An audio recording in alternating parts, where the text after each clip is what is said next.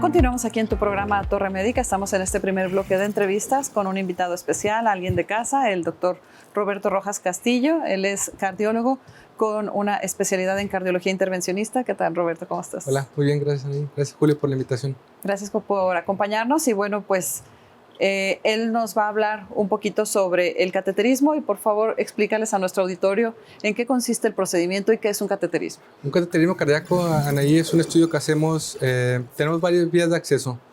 Habitualmente lo hacemos por la vía radial, vía femoral, pero lo podemos hacer por vía de venoso de brazo, yugular, y este estudio nos ayuda a ver principalmente las arterias del corazón, pero también nos puede ayudar a ver las venas pulmonares para dar datos, para dar un diagnóstico y por tanto un tratamiento. Entendemos que el cateterismo hoy día se ha convertido en algo más usual, pero esto quizás en otras partes del mundo, a nuestro país llega en qué momento como parte de una dinámica y se empiezan a desarrollar más salas de hemodinamia con las características y las adecuaciones necesarias para brindar ese margen de seguridad, porque vamos a entrar en una estructura desde afuera para llegar al corazón y aperturar estructuras que están obstruidas y que están poniendo en riesgo la vida misma del paciente.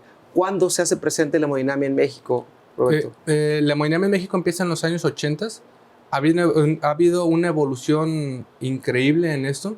Ahorita muchos cateterismos los hacemos ahorita y el paciente 1 o 2 horas ya está en su casa. En esos entonces, en los 80s, esto era algo que el paciente tenía que estar muchos días, el procedimiento daba mucho tiempo, se utilizaba mucho medio de contraste y ahorita con la tecnología que tenemos ha evolucionado mucho. Entonces esto ha crecido de manera increíble. Muchos hospitales han puesto sus salas de hemodinamia, esto ha evolucionado de manera significativa. Existen obviamente variables en cuanto al manejo de esto, porque en una sala de hemodinamia se pueden hacer diversos procedimientos desde la colocación de un marcapasos, obviamente cateterismos cardíacos, procedimientos endovasculares para pacientes con problemas arteriales tanto a nivel cerebral, en extremidades inferiores o superiores, a nivel de tórax. Esta parte de la evolución médica ha generado una revolución, pero obviamente esto ha impactado mucho por lo que tú dices, disminuir riesgos, ¿sí?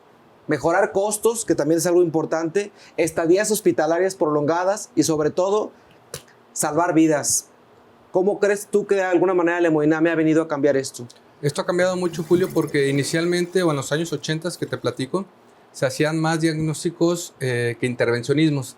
Se hacían más diagnósticos porque había más enfermedades valvulares. Ahorita ya ha migrado tanto que ahorita la principal causa de muerte es padecimientos isquémicos, cardiopatía isquémica.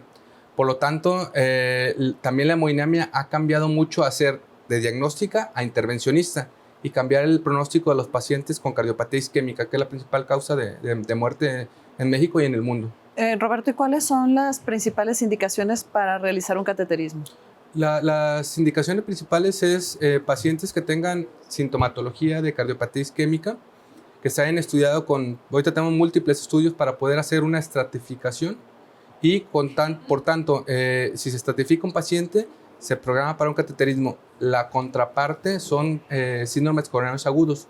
En eso hay que entrar de manera inmediata para poder hacer un diagnóstico y solución del problema.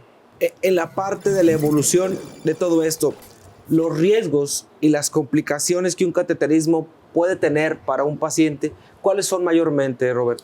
Los riesgos, yo siempre platico cuando explico qué va a hacer un cateterismo cardíaco a la persona o al paciente, es que es muy pequeño el riesgo a comparación del beneficio. Pero existen riesgos como cualquier procedimiento que vamos a intervenir a través de una arteria. Sangrados, hematomas, que es el acúmulo de sangre en donde trabajemos para accesar a la persona, perforaciones de las arterias del corazón, perforaciones de corazón, pero aún así, con los riesgos, a comparación de los beneficios, es mucha diferencia. Y bueno, Roberto, ¿qué características físicas debe tener una sala de hemodinamia? Y obviamente, ¿en qué consiste, de acuerdo a las preguntas que nos hacían a través de Torre Urbana, en un procedimiento desde que se decide llevar a cabo un cateterismo, ya sea cardíaco o de alguna otra estructura, pero específicamente para procedimientos cardíacos, ¿en qué consta el proceso de un cateterismo cardíaco? Fíjate, Julio, que las características de una sala son salas especiales, no es quirófano, no es un procedimiento quirúrgico y pocos hospitales, alrededor de unos 30 aquí en la ciudad, tienen las características de esa sala para poder hacer un cateterismo cardíaco y ofrecer una seguridad al paciente. En cuanto a la elegibilidad del paciente, pues ya platicamos que tiene que tener estudios positivos estamos pensando en que tengan enfermedades de corazón para ser elegible para un cateterismo cardíaco. El paciente llega en ayuno, llega a la sala de hemodinamia del hospital que determinemos y elegimos el sitio donde vamos a hacer, si es brazo, si es pierna, para poder acceder al vaso y por tanto al corazón. Esa parte, fíjate, y hago un pequeño paréntesis. El elegir ciertas áreas, digo, y hablando del calibre de un vaso femoral, es de repente esto lo que ha venido a revolucionar, porque hacerlos radiales, ¿sí?, ha permitido que el paciente pueda irse, si quieres tú, con un efecto compresivo, con un, ¿cómo se le llama al equipo que se le pone en el brazo? Hay un brazalete especial. Un brazalete especial para que haga compresión sobre la arteria que se manipuló. Comparativamente con la compresión a nivel femoral, sí cambia mucho la vigilancia, ¿no? Sí, claro, totalmente. Y es parte de la evolución que platicábamos de los años 80 ahorita. Antes eran totalmente femorales o vía de la pierna. Y ahorita ya estamos haciendo 9 de 10 son radiales porque el acceso no nos permite hacerlo o terminarlo vía radial. Entonces migramos a vía femoral. Pero bien dices, ahorita ya los radiales es una técnica que utilizamos de manera cotidiana y nos permite menos complicaciones que a nivel femoral. Digo, esta disponibilidad de un vaso, una condición en la que te permite hacer un procedimiento ambulatorio y mayormente en los procedimientos diagnósticos, obviamente abate costos, abate riesgos, abate complicaciones, ¿sí? A diferencia en un momento dado en región femoral que se puede formar un hematoma, que el paciente tiene que tener una condición de absoluto reposo en algunos de los casos.